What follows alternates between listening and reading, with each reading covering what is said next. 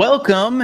Man, it is good to be back. It has been a hot minute since we have spent time together in Revelation. I hope you have grabbed a nice cup of something to drink. Someday I'll have to do maybe an episode on coffee connoisseur stuff because I love coffee. At any rate, it is good to have you all here today. We're going to be diving into, well, something I would say quite fun. Today, we're going to be talking in Revelation. This is episode 25. 27. I can't believe that we have been in this far, and we're just now getting into Revelation 8. So it's if you've been with us so far, you know that we don't go quickly through Revelation. We are taking our time. Like I said, we're in Revelation 8, and honestly, I don't have a number of episodes to go. Like we might go till episode 70. I don't know. But we are absolutely going to get through every single chapter. We're going to do something a little bit unique today because we're going to recap on a couple of chapters. We're actually going to listen in together on Revelation 7, 8, and 9. And then we're going to dive into chapter 8, but I want to go through those chapters together just audibly so that we can listen in, and I've got something special for you with regards to that. Now, I tend to always do a book suggestion, and I have a new one. I'll be surprised if anyone here has read this one. It's a new one for me. I am loving it because I am reading it right now, and I have to give you all this suggestion. So this is the second book that I've read from this author. The very first one that I read was Gospel Over Gods. It's an author by the name of Tyler Gilreath, and I would definitely suggest that you pick this up. Revelation, this is Gate of the Gods. It's called Revelation, the Messiah, and the Second Coming of Babylon. And the reason why this is a absolute is because, well, he goes through Revelation. So interesting connection to a lot of the stuff that we have been discussing. I have not used any of this in my research, but I always love reading other people's deep dives into Revelation. And so I would definitely strongly encourage you, if you're looking for a fun one, it's not a difficult read. You can see it's not difficult. It's not filled with a ton of footnotes either, although I say footnotes like footnotes at the bottom, okay? Although he references in this book, let me get to the number, 341 different references. So this is a wonderful research book for you to kind of dive in and look at the content that he's using to back up what it is that he is working through Revelation on. All right, let's do this. I'm going to have a quick word of prayer, and then we're going to do something that we've never done before together. So let's bow our heads and have prayer, and we'll get started.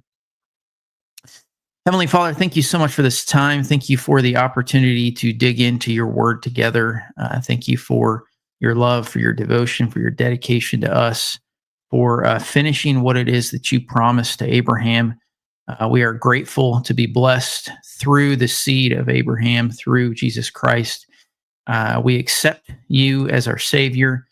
We are so grateful to be able to dig into the word today and to learn just a little bit more, hopefully, about what it is that John was thinking when he wrote this book.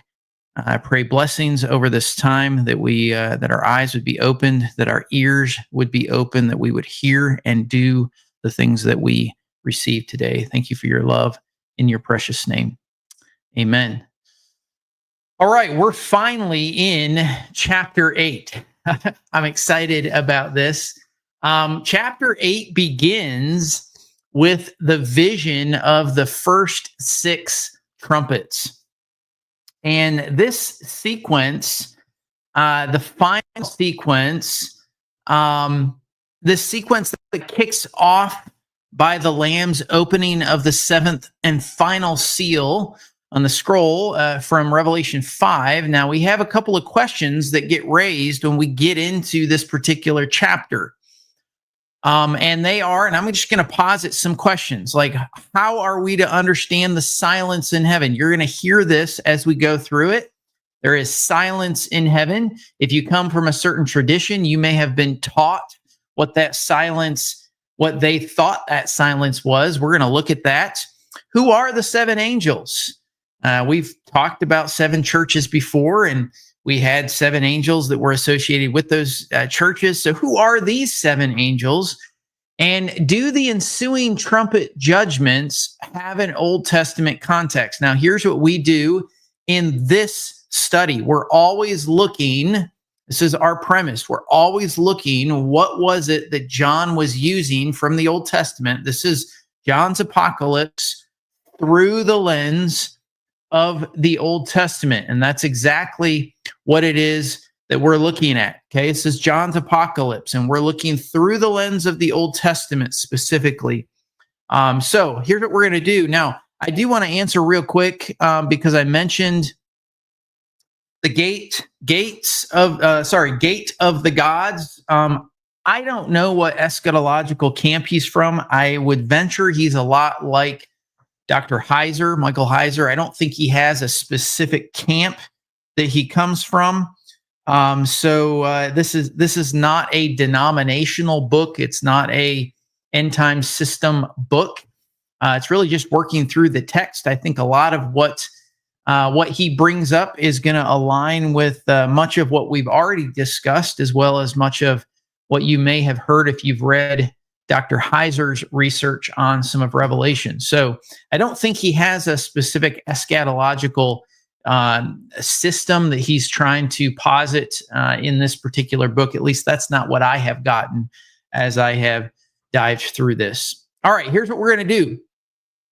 As we get started into chapter 8, we are going to watch a theatrical rendition of chapter 7, 8, and 9. Now, here's what I'm going to say before I share this and before we get started on this. I'm not suggesting that by watching this, the images you're going to see or the exact way that they kind of put images in with the audio is what I necessarily believe, okay? I really want you to just listen to chapter 7, 8, and 9, and then we'll move into chapter 8. I want you to hear chapter 7, 8, and 9 all in one unit. These are going to be 3 separate videos. They're not long, and then we're going to dive straight in. So here we go.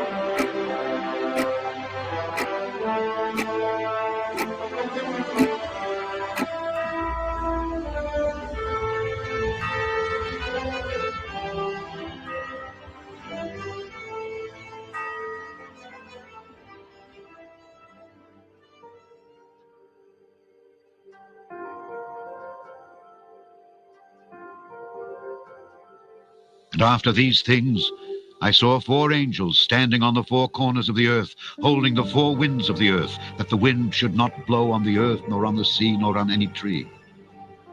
And I saw another angel ascending from the east, having the seal of the living God. And he cried with a loud voice to the 4 angels, to whom it was given to hurt the earth and the sea, saying, Hurt not the earth, neither the sea, nor the trees, till we have sealed the servants of our God in their foreheads. And I heard the number of them which were sealed, and there were sealed 144,000 of all the tribes of the children of Israel. Of the tribe of Judah were sealed 12,000, Of the tribe of Reuben were sealed 12,000. Of the tribe of Gad were sealed 12,000. Of the tribe of Aser were sealed 12,000. Of the tribe of Nephthalim were sealed 12,000. Of the tribe of Manasseh were sealed 12,000. Of the tribe of Simeon were sealed 12,000. Of the tribe of Levi were sealed 12,000. Of the tribe of Issachar were sealed 12,000. Of the tribe of Zebulun were sealed 12,000.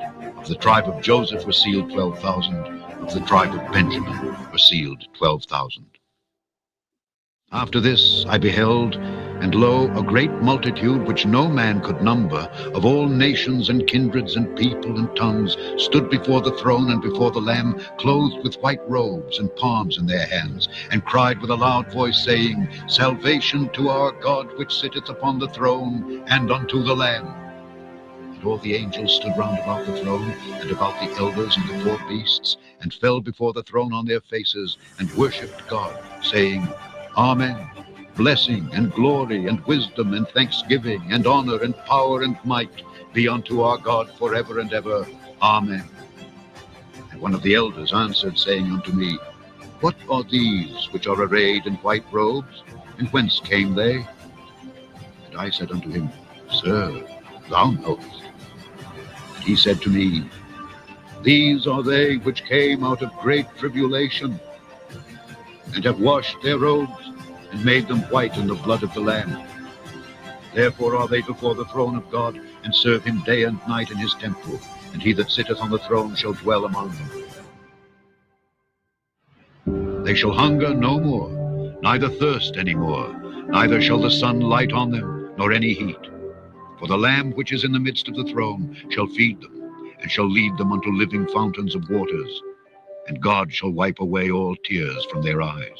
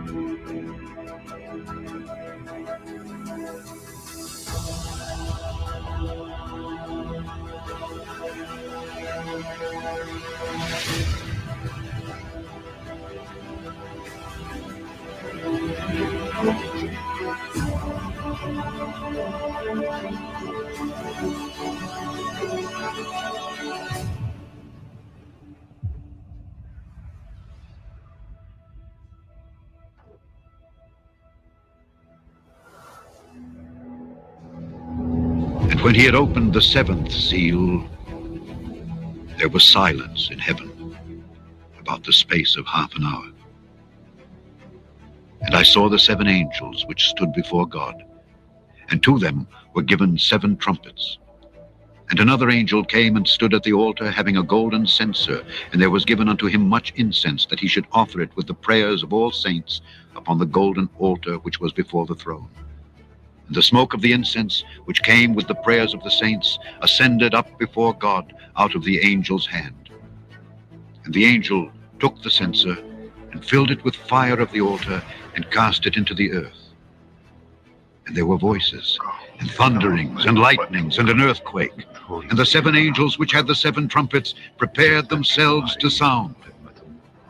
The first angel sounded, and there followed hail and fire mingled with blood, and they were cast upon the earth. And the third part of trees was burnt up, and all green grass was burnt up. And the second angel sounded, and as it were a great mountain burning with fire was cast into the sea, and the third part of the sea became blood. And the third part of the creatures which were in the sea and had life died, and the third part of the ships were destroyed. And the third angel sounded, and there fell a great star from heaven, burning as it were a lamp, and it fell upon the third part of the rivers and upon the fountains of waters. And the name of the star is called Wormwood. And the third part of the waters became wormwood, and many men died of the waters, because they were made bitter. And the fourth angel sounded, and the third part of the sun was smitten, and the third part of the moon, and the third part of the stars, so as the third part of them was darkened, and the day shone not for a third part of it, and the night likewise.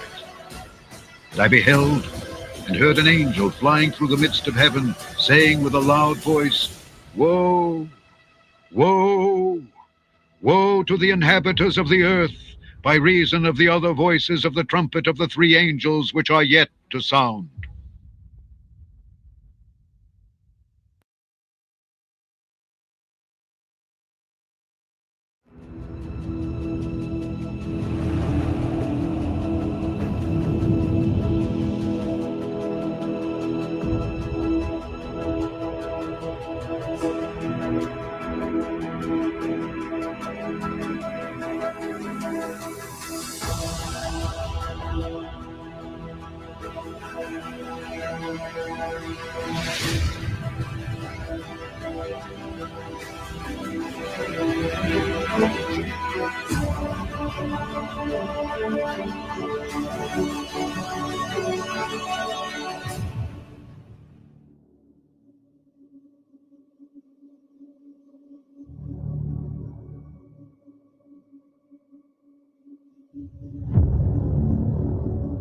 And the fifth angel sounded, and I saw a star fall from heaven unto the earth, and to him was given the key of the bottomless pit.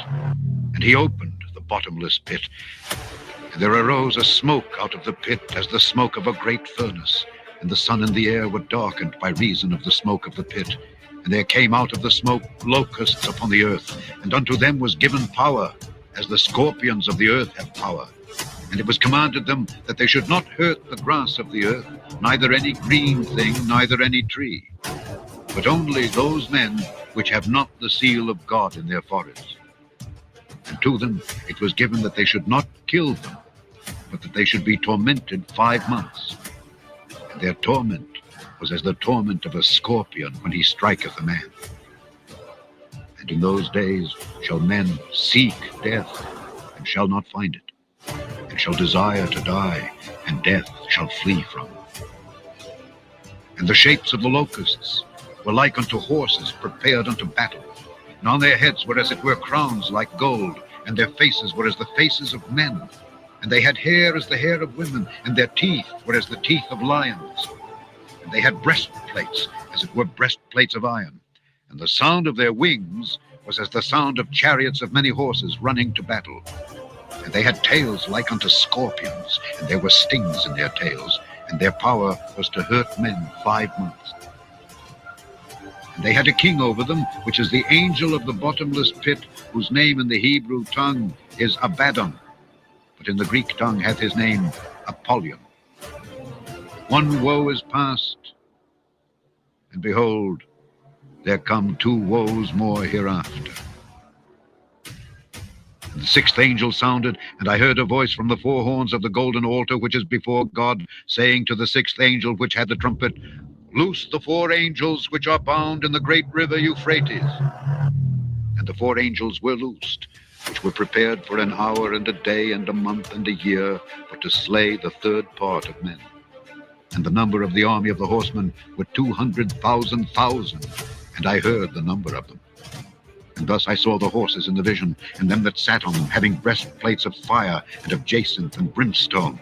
And the heads of the horses were as the heads of lions, and out of their mouths issued fire and smoke and brimstone. By these 3 was the third part of men killed, by the fire, and by the smoke, and by the brimstone which issued out of their mouths. For their power is in their mouths, and in their tails. For their tails were like unto serpents, and had heads, and with them they do hurt. And the rest of the men which were not killed by these plagues, yet repented not of the works of their hands, that they should not worship devils and idols of gold and silver and brass and stone and of wood, which neither can see nor hear nor walk. Neither repented they of their murders, nor of their sorceries, nor of their fornication, nor of their thefts.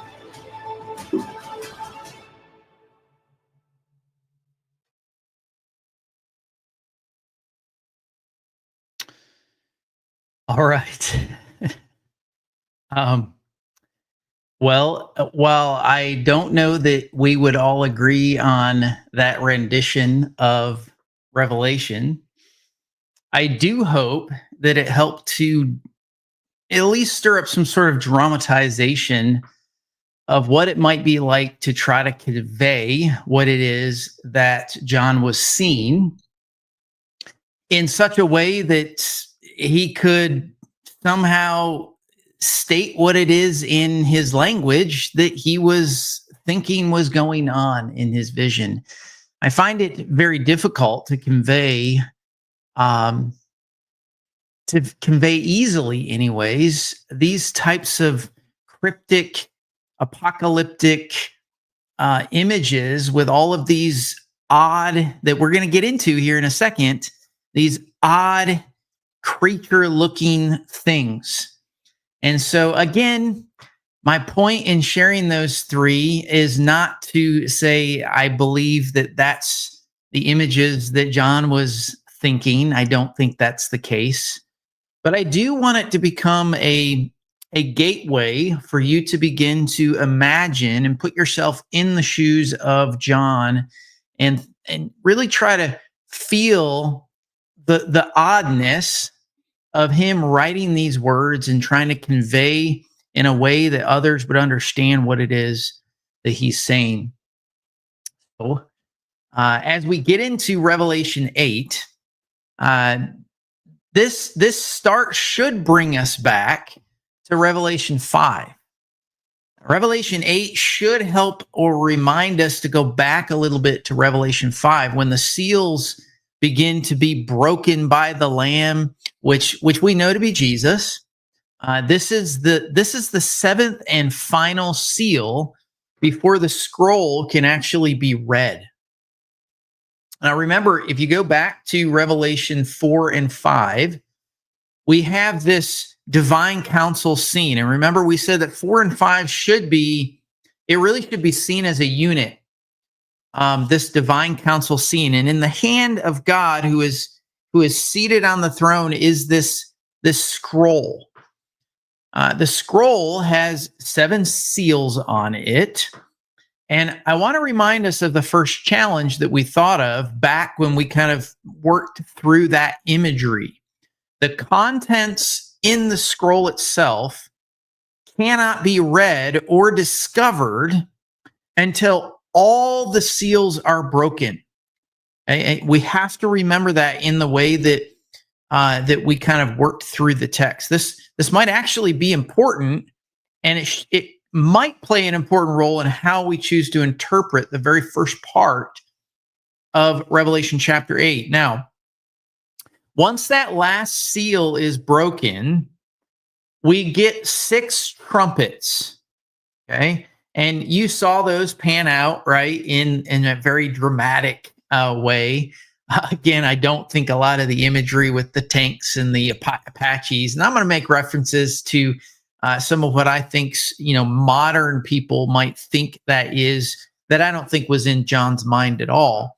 But we get these 6 trumpets, and these are going to be judgments that are spilled out into chapter 9. That's the reason why I wanted to go all the way from 7 all the way through chapter 9 to get through kind of the entire picture of what's going on. We're going to see later a 7th seal that pops up. Okay, now just remember, when you're studying Revelation 8, I would encourage you to study Revelation 8 and 9 together. It's a narrative that's a part of the overall picture of what Revelation is talking about. Now, obviously, we're not going to get through 8 and 9 in one session, so I hope that you kind of read through again those entire sections and just understand we're going to be working through all of these over the up and coming sessions.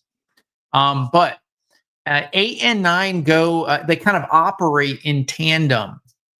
And so we're going to get the 6 trumpets and judgments during these 2 particular chapters. Now, Revelation 8, let me reshare my screen here to make sure that you all can see what I have going on. Revelation 8, verses 1 through 6. When the Lamb opened the seventh seal, there was silence in heaven for about half an hour.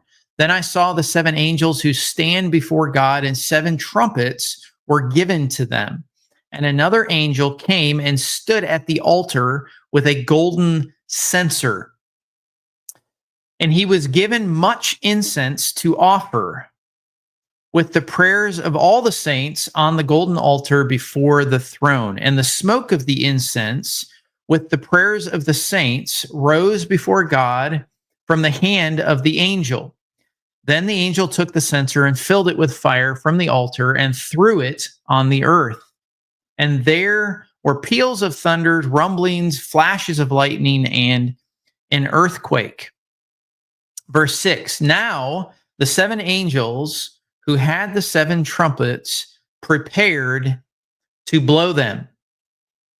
So at this point, the sequence of trumpets begin as we kind of move through the rest of the chapter. And I hope that you caught that sequence as you listened to the audio. I would encourage you really go back to the beginning of Revelation and listen to. You can get an audible version on YouTube. You can get an audible version on Logos, or on even if you want to use Audible, some sort of audio version to kind of help you hear what it is that's going on. I think that sometimes is very helpful in actually processing what's going on. And so the first thing that we confront in the chapter is this odd statement that I even mentioned in my question. It's an odd statement from, I'm going to make this just a tad bit bigger, from verse 1. It says, there was silence in heaven for about half an hour. There was silence in heaven for about half an hour. Now, again, as there has been several things with Revelation, and we've talked about this before, there are potentially several options that get suggested. Now, I'm gonna reference here for the first time, I think, so far on this series. I am going to reference, and I hope those of you that are kind of tuning in, we may have some that are former Adventists, maybe some that are Adventists, maybe some that have no affiliation to Adventism. That's totally fine. Many of you that are familiar with my background, most of my background is in Seventh-day Adventism, with about a year ago leaving that denomination and becoming, I would consider myself non-denominational. I'm not really interested in denomination. I'm interested in following Jesus Christ. And so there are several options, and I bring up my past because I want people to understand that I am okay with sharing content on this channel, no matter what affiliation a scholar is from, as long as it's honest, as long as it represents what the text is. And so we're going to actually get some, at least in this particular book, we're going to get some honest perspective from actually an Adventist scholar from Loma Linda. Now, I will say this.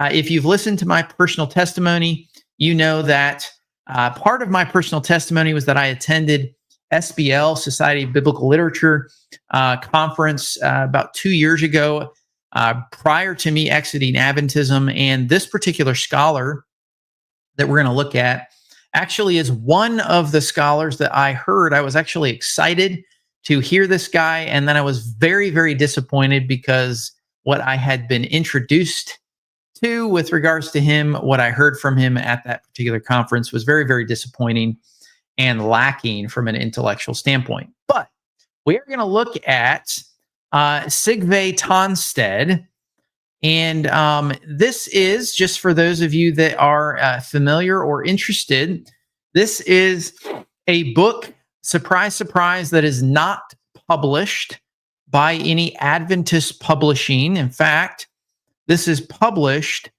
by a Baker academic. I have found that the only Adventist books that have reasonably good checks and balances, maybe is a good way of saying it, are those that are published outside of the Adventist Publishing House. And so this is actually by Baker Academic.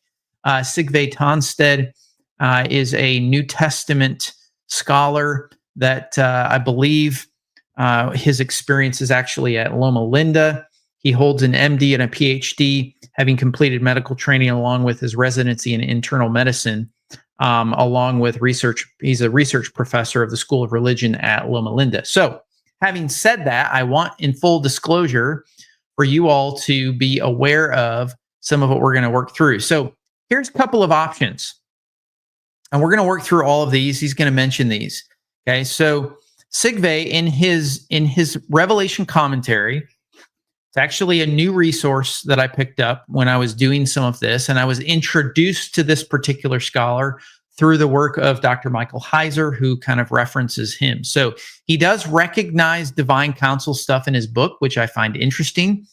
And Tonstad offers a couple of potential interpretations. He puts it into two kind of main categories with some variations in the middle. He talks about prayer and judgment. And the first one that he jumps into is this silence that gets referenced in heaven. Now, let me find kind of the passages. All right, here we go. Let's look at this section. All right, he says this in the category of prayer. Now, R.H. Charles is a scholar that actually does a significant work on the book of Enoch. But he suggests that, quote, the praises of the highest orders of the angels are hushed with prayers of all the suffering saints on earth may be heard before the throne. In this scenario, enforced silence is necessary in order that expressions of earthly need shall not be drowned out. These options, as noted, seek the meaning of silence in the continuation of Revelation's story. They veer from best practice by failing to give the Old Testament requisite billing.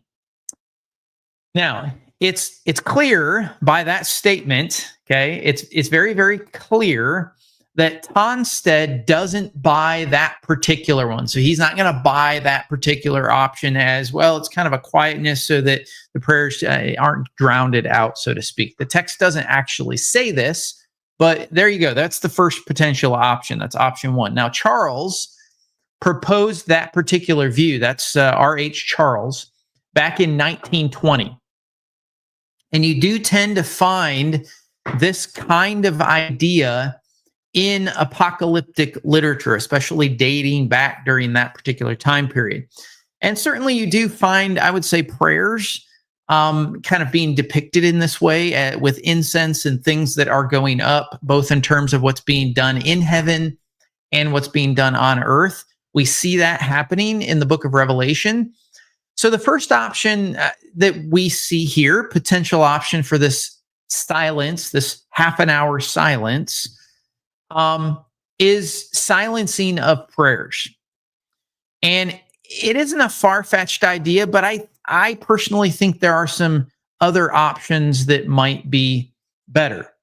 Now, let me see here. The second option, okay? The second option, this particular one is preferred by Tonstad, okay? And this probably wouldn't really occur for most of us, this particular one. I don't think this is that persuasive. This is the one he likes compared to some of the others. But remember, Tonstad has a specific worldview, his own kind of perspective that gets posited. I don't think this second one is the best option for what it is that we're referring to. So here's what he is going to say next. He says, silence is the most striking feature of the Old Testament scene that has the greatest bearing on how best to understand the silence in heaven. Now, then he's going to go on and he's going to reference here. This is actually he's going to reference Isaiah 52, 14 to 15. Okay, and he's going to come down here and reference, he adds some emphasis in the text, just as there were many who were astonished at him, so marred was his appearance beyond human semblance, and his form beyond that of mortals. He's emphasizing this in the text. He notes that down here. So he shall startle many nations. Kings shall shut their mouths because of him. So this is an emphasis. He sees this as similar to the silence that he kind of posits as a positive thing. Now, his argument here, as you read through the text, his argument is that he basically that these two verses in Isaiah 52 is depicting silence or silencing, the silence of shock and awe in the face of an unexpected kind of discovery, like, that kind of a silence. Now, of course, in this case, again, remember, this is Isaiah that he's representing, Isaiah 52. So this particular silence that's being referenced is the identity of the suffering servant in context with Isaiah. Okay, so they are astonished at the suffering servant, at him. This is the identity of the messianic servant. If you've been paying attention or just finished the covenant theology series that we did on the YouTube channel, you'll know that we referenced this particular passage in that kind of covenant, that last New Covenant theology session. And this is known as the Messianic servant. So this is the identity where they're surprised, right? Who he is. They thought that he was going to be beaten and defeated, but it turns out that he wasn't defeated. And then he says this. This is actually in the passage here. He goes on. This is Tonstad says this. When this detail, speaking of this silence that he pulls out of Isaiah, okay, when this detail is applied to the mystery in Revelation, the cause for the silence will not be the events that are disclosed or events still to be disclosed, whether the terrors of judgment or the prayers of the saints. And he references a few items there. Now, he says, okay, so Tonstad, again, he prefers this particular option. This is the second one. He says the silence is going to be due to the Lamb in the middle of the throne.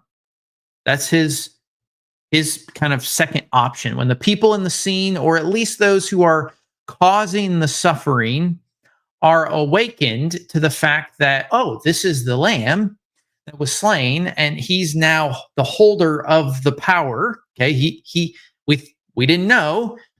That's what kind of opens their eyes and surprises him, or surprises them. Now he goes on down here in this next quote. He says, when human and cosmic reality is held up to what he is and what he reveals God to be, they are at a loss of words. Now,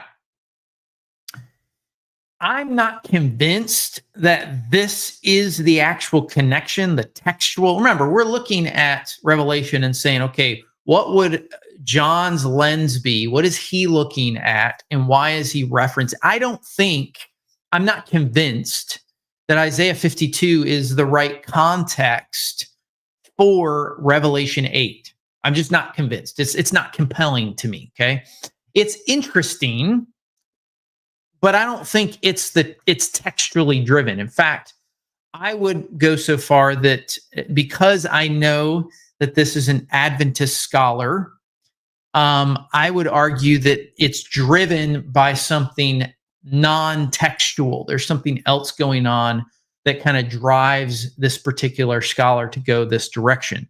Now, we're going to go to another option, because David Aune, which we have referenced before, okay, he's going to reference something else. I'm going to bring up 2 Esdras 7:30. This is actually from the CEB. I'm taking this from pseudepigrapha, the Old Testament ancient manuscripts. But David Allen is going to bring a third option into the mix. Okay. And he says that the silence signals the eschatological return to primordial silence. Now, in other words, and again, I'm pulling this from 2nd Esdras 7:30. Okay. And here's what it says: Then shall the word be turned into the primeval silence 7 days, like as at the first beginnings, so that no man is left. That is taken out of, it's either, you would either call it 2nd Esdras 7:30 or 4th Ezra, depending on kind of which reference you're referring to. This is out of the pseudepigrapha of the Old Testament, actually, which is a book by R.H. Charles. It's an ancient manuscript translation by R.H. Charles. And this actually is a 1913 edition. So remember, we referenced Charles earlier. This is from his kind of work on the ancient manuscript translation from 4th Ezra 7:30. Now, at least in this reference, okay, if we're looking at it, at least according to some pseudepigraphical literature, if you don't know what pseudepigraphical is, that just means other sacred documents. Pseudo means we don't really know who wrote them. They might have pseudonames, like, for instance, Enoch is a pseudepigraphical document. It's not written by Enoch. 4th Ezra is a pseudepigraphical document. We don't know who necessarily, if it was Ezra or someone else, but they're pseudo, they're not fake. Okay. They're sacred documents. They were held sacred, especially to many Jews, and second temple period individuals. But they didn't make it into the canon, and that's fine. We don't need something to be in the canon to necessarily be helpful in what it is that we're trying to glean and try to understand. Okay, so the idea here in this third option, the idea is that this is what is referring to, it's the reversal to the reversion, or the reverting back to the chaos that preceded the first creation. So think about the creation account, and there was void, there was nothing there. In other words, the words back to the very beginning, when it was formless and void, that was like prior to its primordial or primeval silence. If all of this apocalyptic stuff, the plague imagery of the trumpets, is going to happen to the earth, if that's the case, okay, it's as though the earth is being taken apart. It's being decreated. It's going to be destroyed or decreated so that it can be recreated. For those of you that are Marvel fans, okay, it's Ragnarok is what it is. Okay, that's another way of looking at it. If you're going to think of Marvel, that would be another scenario that this would kind of be connected to or associated with, or the idea would be associated with that concept. Everything is going to be destroyed and decreated, so that it can be recreated in the Edenic desire. So that is the silence that's in view, at least with regards to this third option that David Allen is going to bring up as something worth considering. Now, here's what he says. We're going to go to David Allen real quick, and his passage. This is out of, we have referenced this before. This is out of the Word Biblical Commentary. By the way, if you have the money to pick up this series, or if you just think of like procuring these particular commentaries over time because they aren't cheap, this would be one series that I would suggest everyone to have. It's probably one of the best that I have found. It is not cheap. But this David Owen has, I believe, 3 volumes, 52A, B, and C. It is a huge, massive set, a massive undertaking, over 1,500 pages just written on Revelation. So we are going to dig into what he has to say here. And we're going to pick up right here. I'm going to make this just a little bit bigger. So he says this: the weakness of this view lies in the fact that the text says nothing about a reversion to the silence that preceded creation. So he's going to bring this up. Okay, he's going to talk about this. Silence signals the eschatological return to the primordial. There's the quote that we looked at. Okay. But he's only going to say it in passing as the third potential, at least the third one we're looking at. And he's going to basically say, well, it's weak.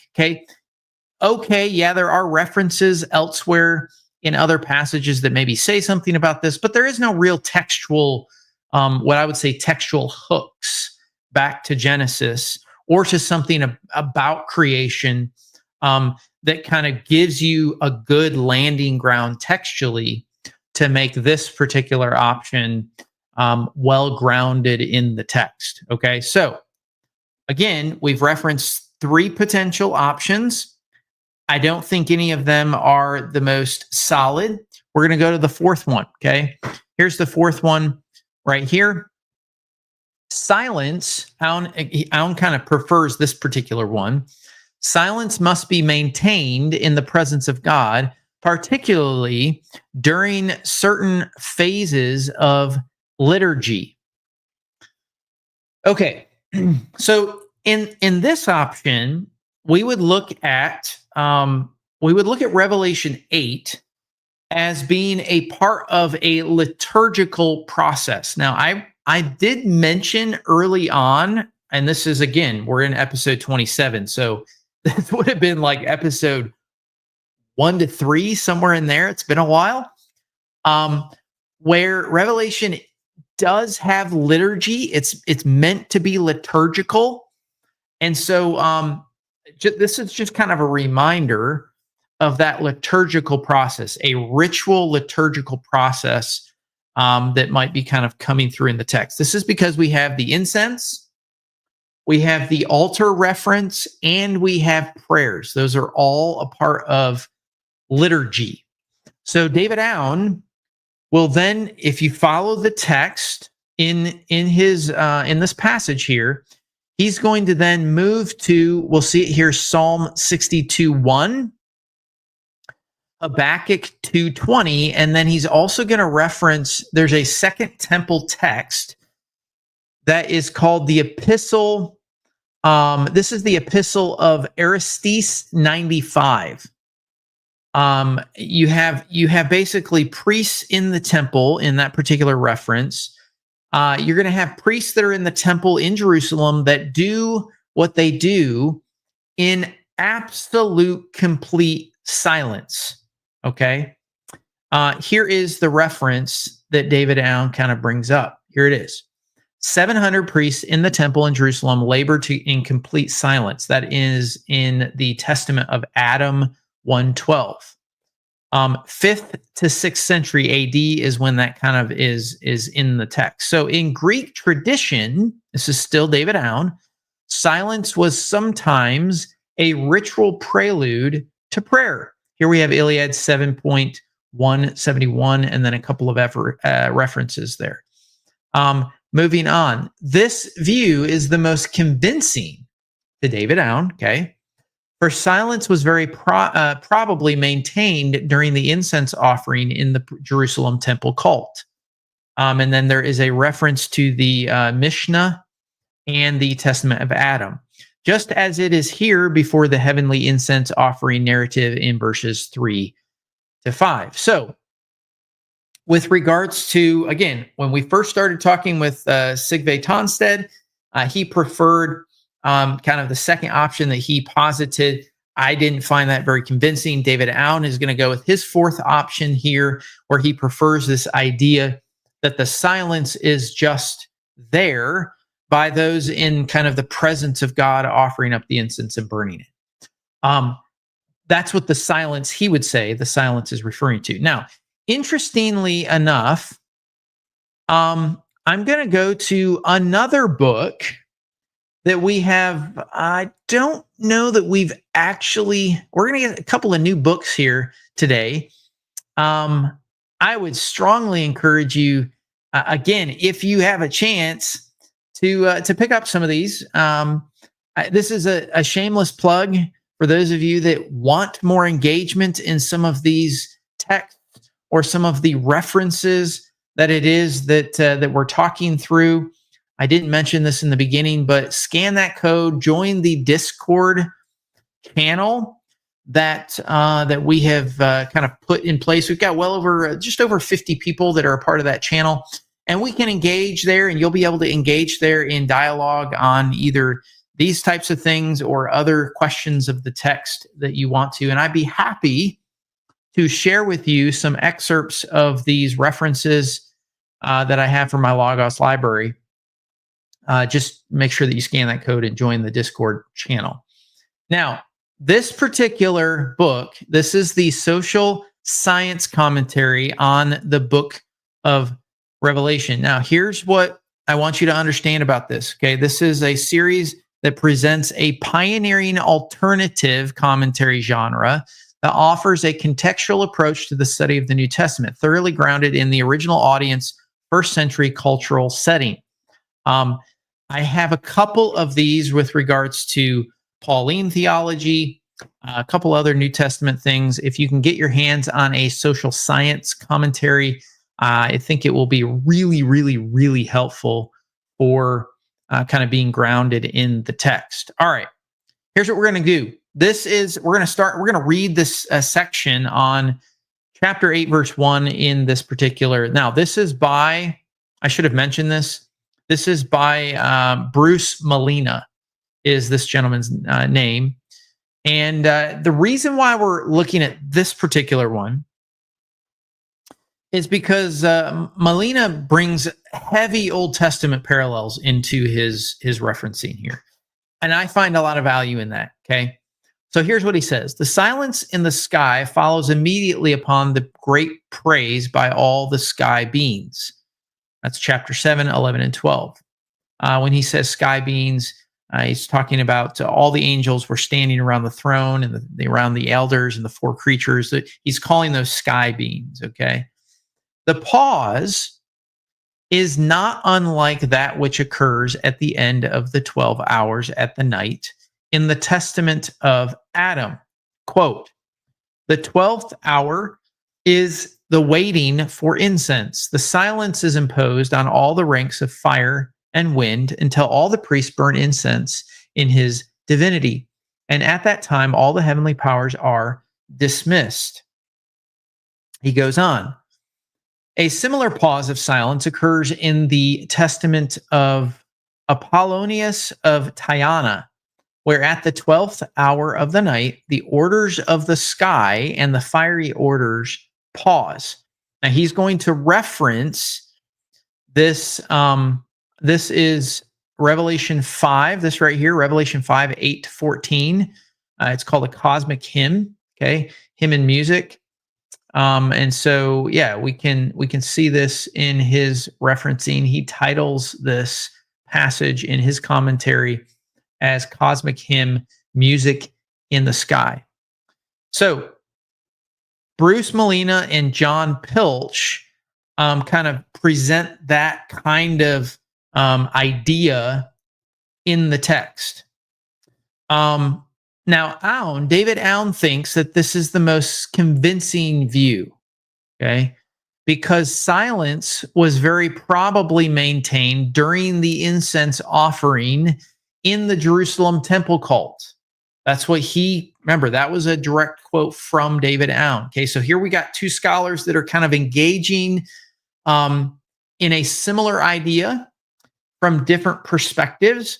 And that's why he's going to, David Aune is going to quote some rabbinic texts. He sees the liturgy, and then he knows enough about the literature to think that, well, Just like when they were doing this stuff in the temple, the priests would be silent while they're going through their liturgy. Similar things are happening here.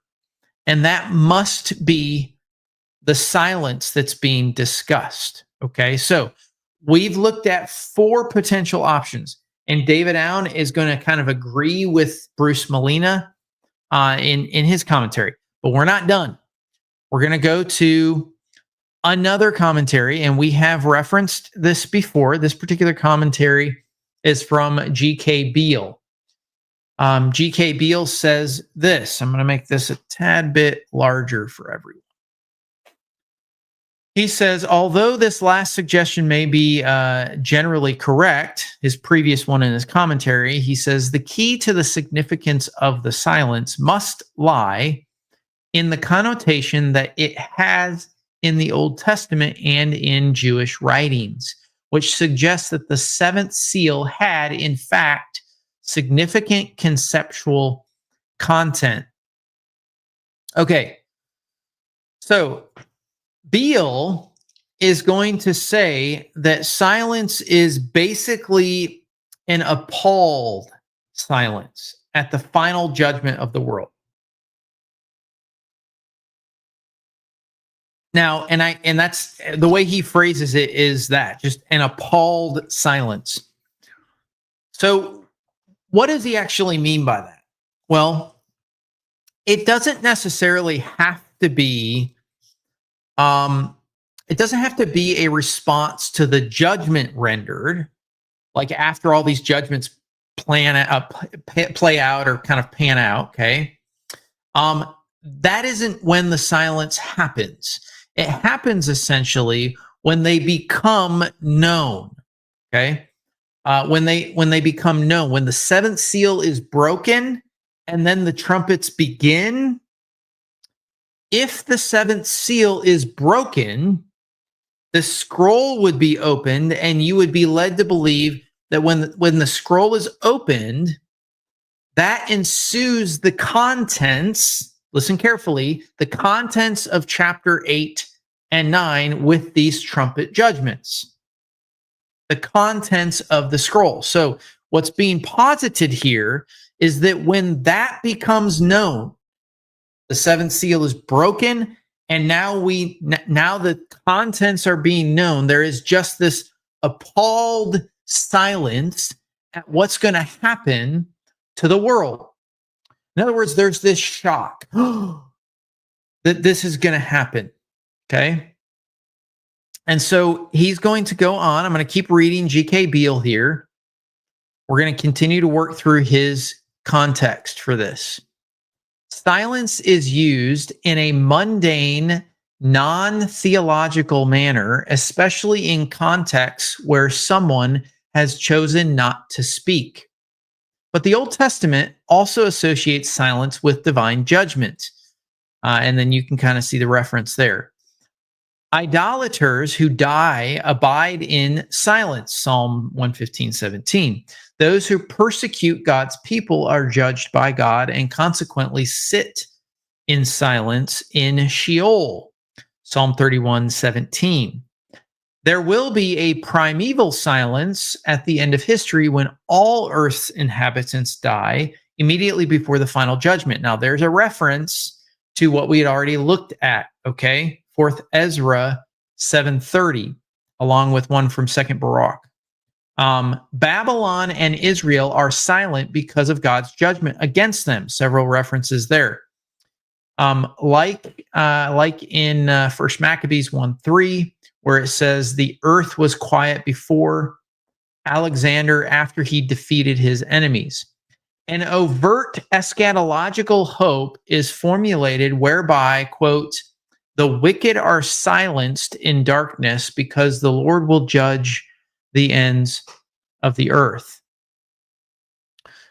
So I think that what is most obvious as we're kind of working through the potential ideas here, what's most obvious is that there's pretty secure, I would say really secure Old Testament roots for this particular option. There's, you notice as we kind of read through Beale's kind of connection, There is a lot of Old Testament hooks that you could place for this perspective that Beale brings up.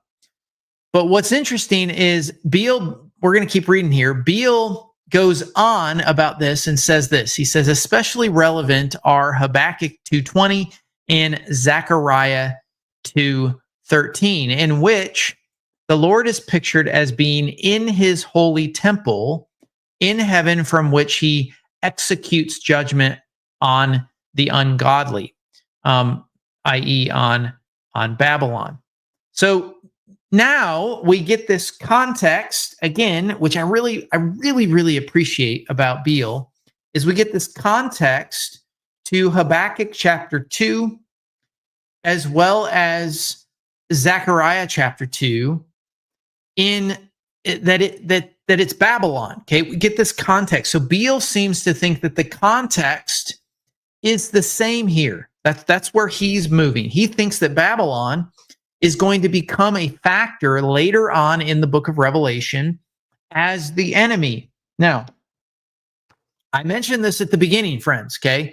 Because you'll notice down here in the fine print, if you get this book, this is the book I recommended in the beginning by Tyler Gilreath, Gate of the Gods. It says Revelation, the Messiah, and the second coming of Babylon.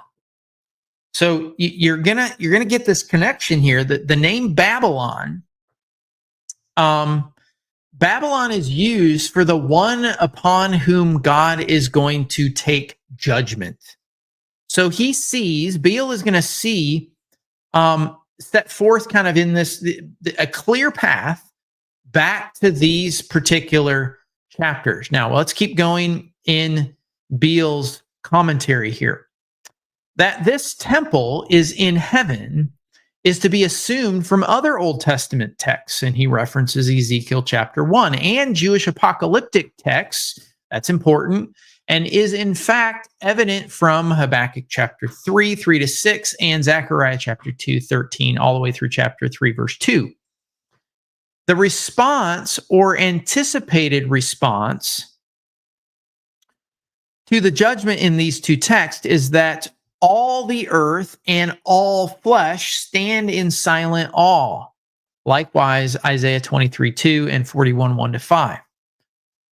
Jewish commentators affirmed that the Song of Moses, which is actually Deuteronomy 32, is the Song of Moses.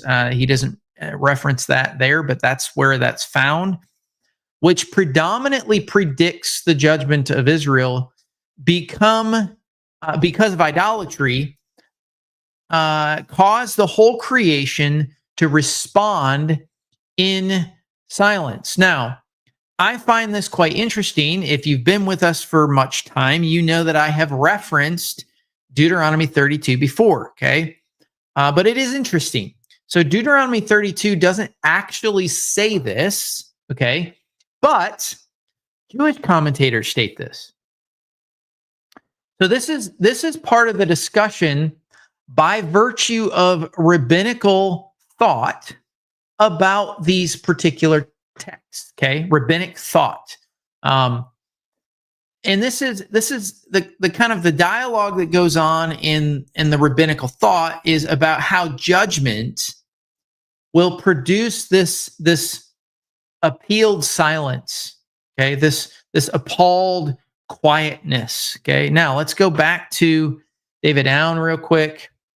I'm sorry, G.K. Beale. I said David Owen. And let's keep moving through the text. Temple imagery is evoked again in Zephaniah 1:7, where people are to, quote, be silent because God is about to slay them like a cultic sacrifice. Cross-reference also Zephaniah 1:11. All the people of Canaan will be silenced. These three announcements of judgment from the minor prophets are perceived by their writers as cosmic eschatological expectations, as implied by the pregnant word all. Also note the note of universal eschatological judgment in Zephaniah 1, chapter 1, 2-3, and verse 14. Now I'm going to keep moving here in this last section He says the silence in Revelation 8:1 is probably drawn from this Old Testament background. This means that it cannot be taken as emptiness, but represents judgment. Okay, now remember, we're all about, in this particular study of Revelation, we are all about looking at Old Testament hooks. What would John be using and why is he using it? Where is it coming from? So I think this makes sense personally. I think that Beale is going to marshal enough evidence to take our minds down that path. I think it's grounded in Old Testament imagery, Old Testament text. And when it plays out, I think it fits. Okay. I think this is probably the best of the 4 to 5 options that we have looked through. I think this is the option. This particular option just does more justice to Old Testament context than some of the other views that we looked at. And so I also think that the primordial element, I think that can play a role. I think that might be a valid and important context, but it has to fit into some of this other stuff that we have been referencing. Remember, don't forget that we don't know what the contents of the scroll are until the last seal is actually broken. Just don't forget that, okay? We have 7 seals.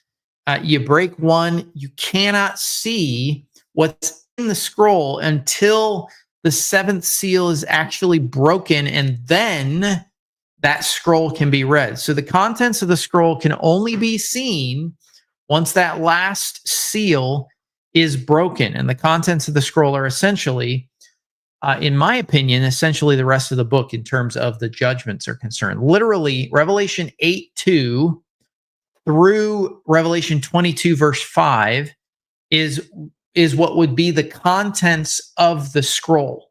Okay. Essentially, once that last seal is broken, we find out what actually is going to happen. It's the apocalypse. Okay. It's the day of the Lord judgment. And so this silence is going to happen before all the judgment takes place. Once it's revealed that God actually is going to do what he's going to do and the horror of the judgment that is about to ensue, that's what produces the silence. Now, with that in mind, you can then loop this idea of decreation that I think is there too. I think it's present into what's going on, that it's going to be returned again with all the judgments and all the ensuing things that are going to happen. Ultimately, it's going to return to chaos. Okay. God's going to reorder it into a new Eden, the Edenic desire, just like he originally desired in Genesis 1.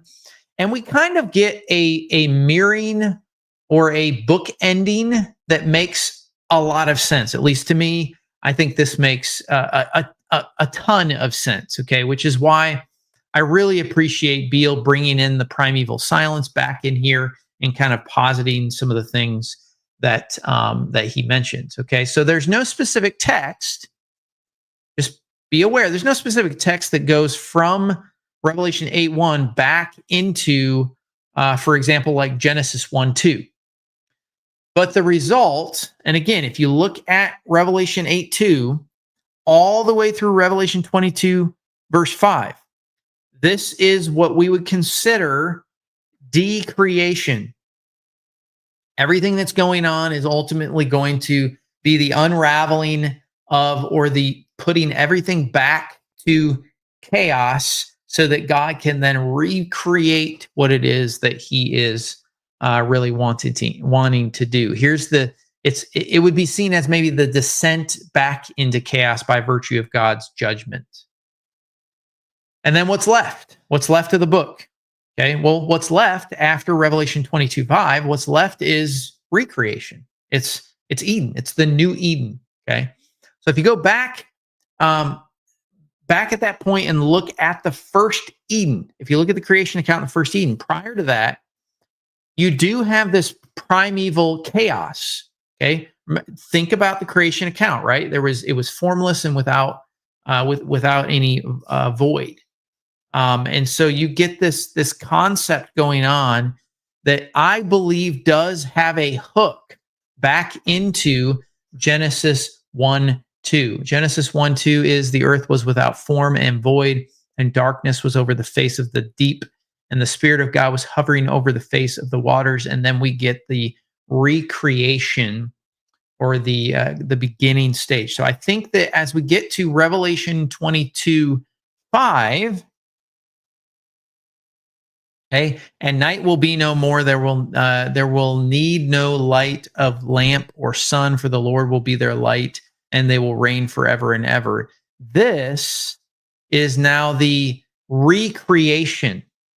Okay, the recreation of what it is that God desires. So I think this is just the most, I would say, the most reasonable trajectory, at least to my eye. And so I think this last option that G.K. Beale posits has a lot to commend, has a lot to kind of stand for. And so, of all the options that we looked at by David Allen, by Sigve Tonstad, and then lastly by G.K. Beale, I think this is the best option, the one that I would personally kind of focus on. Now, as we move into Revelation 8 verse 2. Okay, let's move into this section now. Then I saw the seven angels who stand before God, and the seven trumpets were given to them. So the obvious question that I would ask if I'm doing this inductive study would be, well, who are the seven angels? Okay. Because clearly there are seven angels, but who are they? And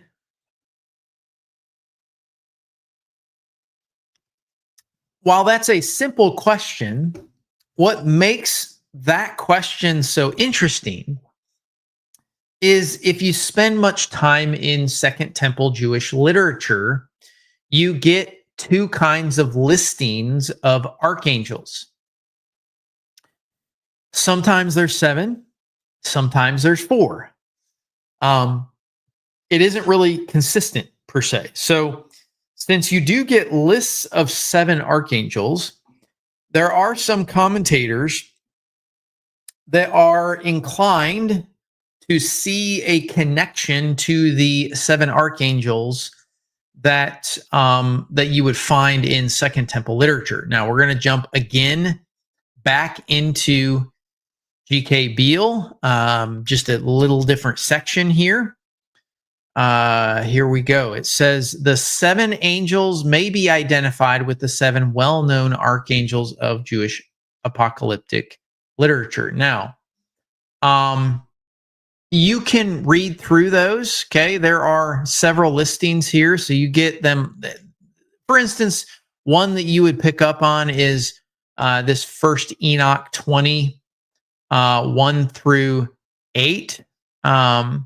And you can kind of see this here. This is actually coming from the Book of Enoch, again, R.H. Charles, and you get the reference to the names here. Uriel, one of the holy angels who's over the world and over Tartarus. If you are familiar with New Testament Greek language, Tartarus is going to actually become very important. So that's an interesting key. Raphael, one of the holy angels, Raguel, Michael, one of the holy angels, Saraquel, and then Gabriel, and then Ramael. So these are kind of the references. You get Tobit 12:15. Also, you can see in Tobit 12:15, I am Raphael, one of the seven angels which stand and enter before the glory of the Lord. So there are references, okay, to these angels. There are other places we could look at. First Enoch 81:5, chapter 90 at 21 and 22. There is a potential connection. Okay, they are well known. Okay, so Beal, and in this reference that we mentioned with Beal, this actually is a different reference than his commentary on the book of Revelation, which we were looking at before. This is the commentary that we had been spending time in with G.K. Beale, the book of Revelation. The one that we are looking at here is actually, again, a fabulous book, because this is the commentary on the New Testament use of the Old Testament. G.K. Beale and D.A. Carson, incredible scholars. They are the editors on that particular book. So there are these types of things. I want to keep moving in the text. It is tempting to identify them with the seven guardian angels of the seven churches in chapter 2 and 3. Now, that's a reference to Revelation chapter 2 and 3, which we had mentioned earlier, that there are seven churches and there are seven angels connected to those churches. Angels as divine agents executing the plagues follows the trajectory of biblical and Jewish tradition. The angels were appointed by God to perform the judgments against the Egyptians, especially at the Red Sea. Now, there is a bunch of references here that you could look at. Some of these are Old Testament references. Some of them are Targums. Some of them are Targums are rabbinic kind of documents. Some of them are deuterocanonical books like Jubilees and other items that you could reference for where they're getting that idea. Personally, I think there's a problem with aligning the angels of the churches that are back in Revelation 2 and 3 with these particular angels in Revelation 8. And the reason is because if you do that, that sort of makes it sound like the churches are somehow in the mix of kind of dispensing the judgment. Because remember, the angels in Revelation 2 and 3 are over the churches as kind of like overseers that kind of help facilitate what's going on with those churches. They're kind of protectors of those churches. And so if you kind of posit that same thing, now those angels are over the churches, and then do the people that they're over, then are they dispensing judgment? That's pretty contrary to what's going on in the book. I don't think that flies. The church is the one that's suffering here. They're not dispensing judgment. And so there isn't really any position to, I don't think, to be had to connect this to the angels back in Revelation 2 and 3. God is dispensing the judgment here. The people of God are not.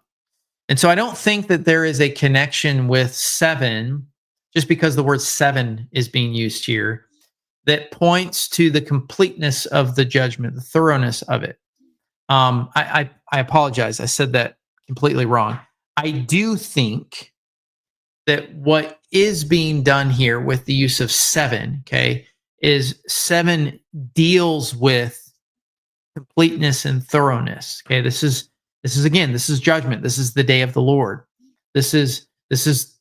This is the judgment that's been ensuing. And so I think the 7 number helps to communicate. Yes, there are 7 angels. Those angels kind of have trumpets. They bring judgment.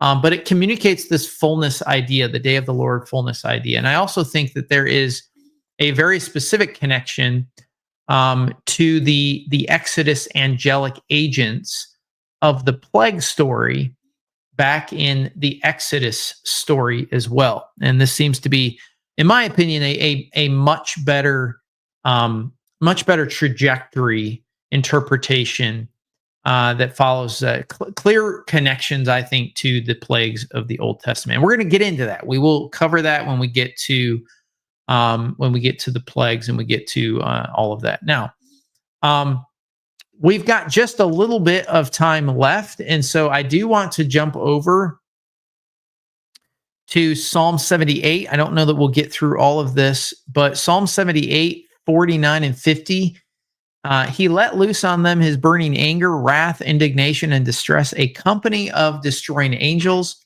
He made a path for his anger. He did not spare them from death, but gave their lives over to the plague. So Beale is going to connect. Okay, Psalm 78 is a reiteration of the history of Israel. And so if you go all the way back to if you start back in verse 42, it says, they did not remember his power or the day when he redeemed. This is in Psalm 78. Them from the foe, when he performed his signs in Egypt and his marvels in the fields of Zon. He turned their rivers to blood. Again, very clear connection to the Exodus. Okay, he turned the rivers to blood so that they could not drink of their streams. He sent among them swarms of flies, which devoured them, and frogs, which destroyed them. There's very, very clear connections as you read through the text, all the way to what we just read. Okay, but I want to get to verse 51. Okay, he struck down every firstborn in Egypt, the first fruits of their strength in the tents of Ham. So it switches back. If you pay attention, okay, verse 49, pay attention that it says here, he let loose a company of destroying angels. He made a path for his anger. And then what does he say?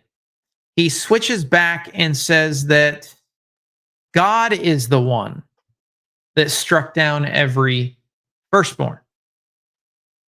Here's something that's very, very clear. Okay, Psalm 78:49 does not say that the destroying angels killed the firstborn. It doesn't say that. It was God who killed them. The death of the firstborn, ironically, very specifically is accomplished by what's called the Hebrew word machit, which is the destroyer. And here in Psalm 78, okay, in this section right here, we have God doing that again. Okay, we have this, and again, okay, so who's the destroyer? It's mashkit. It's the angel of the Lord. The angel of the Lord is God. God is the destroyer. Okay, he is the angel of the Lord. That's the idea in a Hebrew mind. Okay, and again, this is what I kind of worked through with regards to angels and Dr. Heiser's book. Okay, if you haven't read it,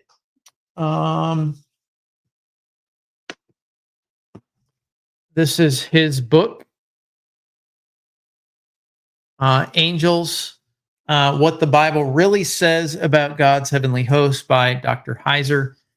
So he kind of references this. He actually digs pretty deep into this idea. When we get to 1 Chronicles 21, and I'm just going to reference this in passing. I'm not going to go deep into this, but there are passages in 1 Chronicles 21, for example, where the angel of the Lord, who is God in human form. Now, I'm gonna make the statement. If you want to know more about this, you need to read this book. Okay, you need to read this book, The Angel of the Lord. And I could probably give you a couple of other books, but those are a couple to start with, where I think the Old Testament makes a very good argument that the angel of the Lord is God in human form. And that God in human form as a messenger is the destroyer. That all of those entities are the same, okay? God is the destroyer. God is the angel of the Lord. The angel of the Lord is the destroyer. He's the one who dispenses judgment in God's stead. And so you have these passages that basically say two things. They say the destroyer, and then they also say, well, the destroyer is God, and the destroyer is this angel. So that's very consistent with what would be understood in the Jewish minds as the two powers in heaven. This is another book. I don't have it out here, but if you, again, I'm gonna make this shameless plug, okay? Because I don't have all these references on me immediately. But if you join the Discord chat, and I actually appreciate Adrian. I saw you message earlier that I would agree that our Discord is very friendly. This is not a former Adventist group. This is a academic, biblically minded. We are really trying to wrestle with text. So if you want to be a part of a community that does that, no matter what denomination you are, we have Eastern Orthodox, we have Baptists, we have Lutheran, we have actually one or two Adventists in there. We don't care what your affiliation is. We just want to honor the text. And so I'm happy to provide some of this information in more depth in that space. But Alan Segal is the guy that wrote a book called Two Powers in Heaven, that kind of posits this idea in Jewish understanding. That is another book that I would probably suggest or recommend. So you don't want to get this confused, this idea of the two Yahwehs figure that we've discussed. I just want to make sure that you understand that what's going on here is in alignment with what we have been talking with regards to angels who are angels that do destroying. But then you have the angel of destruction, which is the angel of the Lord, which is the destroyer, singular, okay? Don't get that confused with destroying angels. They're not the same, okay? While destroying angels do bring on judgment, with regards to the important stuff, okay, especially with regards to what we're talking about here, the ultimate destruction, the judgment that's is brought on by the angel of the Lord, the destroyer, by God himself, okay? The angels are not the ones that are being done here. So I'm gonna pause there. We're 1 minute after, okay? I'm going to pause there for today. We're going to get into a little bit further down, hopefully get into some of the rest of the chapter in the next segment. But do me a favor, if you have a chance, now that we're kind of at this point, do me a favor and just subscribe to the channel. I hope that today's conversation has been helpful. I really would love to get to know each and every one of you. Please, please, please, would love to have you join the Discord channel. I know that I've said it several times, but I'd love to get to know you. I'd love to wrestle with the text with you and kind of clarify anything that maybe I have already said. Please do subscribe to the YouTube channel. We have an exciting brand new series coming up starting this week. It's a series I have not done yet. I have been deep dive prepping for it. It will be a little bit more closely geared towards, well, I'm just not going to say. You're just going to have to subscribe. I promise you it's going to be one of my most depth-related dives into something that I think we need to do for Adventist apologists. And so it will be focused a little bit more on the Adventism side. But I promise you it is going to be the deepest dive that I have personally done with regards to something that Adventist apologists like to deal with. And so I'll just leave it at that. Please subscribe. We will be starting our first episode. It'll be a live stream episode I hope to do it this Wednesday. It will be a longer live stream because there's a lot of content that I need to get through. So please subscribe. Thank you so much for being here. Cannot wait to see you in upcoming live streams. Thank you for your support. Thank you for diving into Revelation with me. Please like, share, subscribe. God bless. I love and appreciate each one of you. And may you be richly blessed by reading the Word of God. Be safe, be blessed, and we'll see you next time, okay?